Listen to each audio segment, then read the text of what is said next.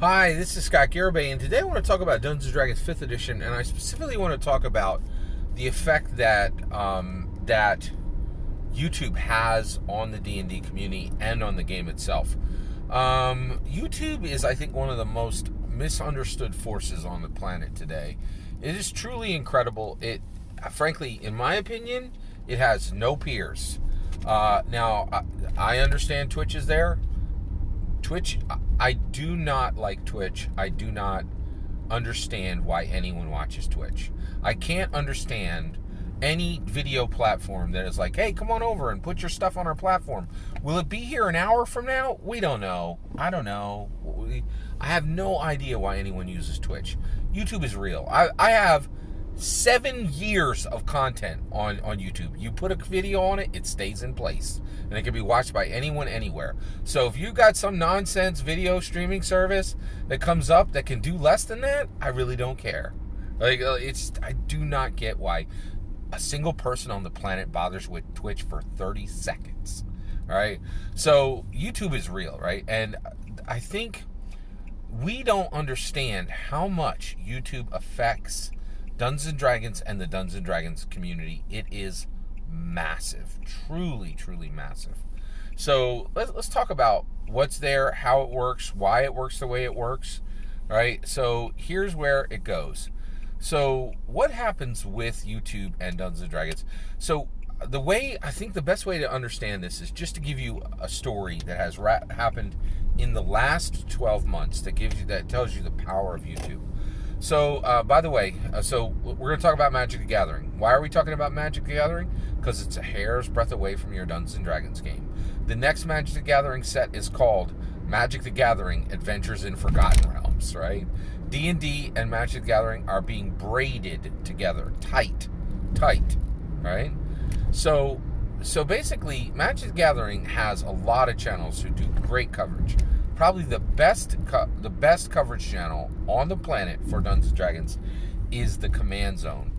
They do a show called Game Nights, and there's a gentleman by the name of Jimmy Wong on that show. He is one of 2 people on that show. They work really hard. They really do a great job with the show. And Jimmy Wong is an actor. He's an aspiring actor who kind of does a little bit of YouTube work and has a little Magic the Gathering show, right?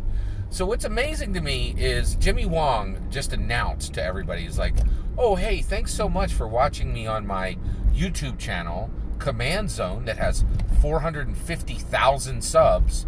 But this little scrub show on YouTube, who cares about it? I'm going to be in Disney Plus's Mulan.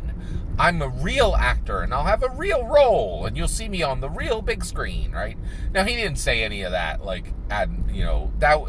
that was his energy, right? And I get it, right? Like, people keep thinking that big Hollywood still matters, and increasingly, it doesn't matter as much as YouTube, right?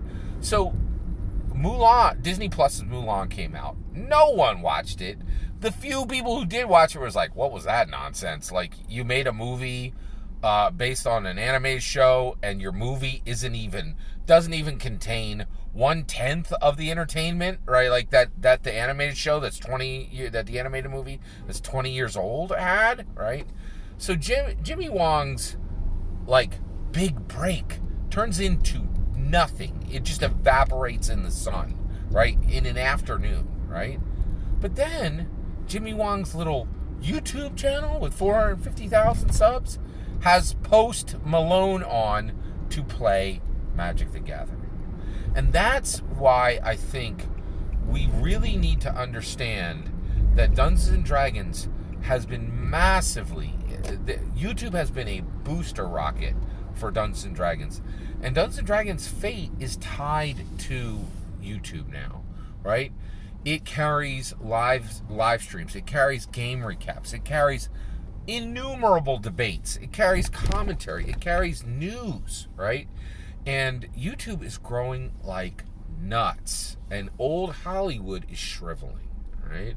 And so that's why I think we really need to understand that Dungeons & Dragons legit owes a very clear debt to YouTube. And just like Jimmy Wong, right?